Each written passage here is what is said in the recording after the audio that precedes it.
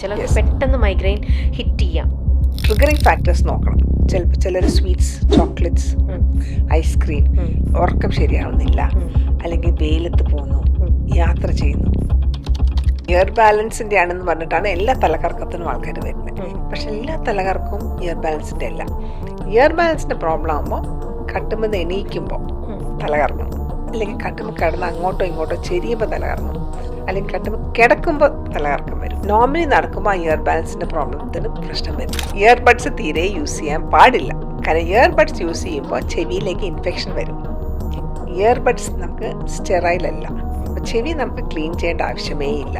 ചെവി തന്നെത്താൻ ക്ലീൻ ആവും. ആൽക്കഹോൾ, സ്മോക്കിംഗ്, ഇത് രണ്ടും ഉണ്ടെങ്കിൽ എയർവേ പിന്നെയും കൂടുതൽ അടയും.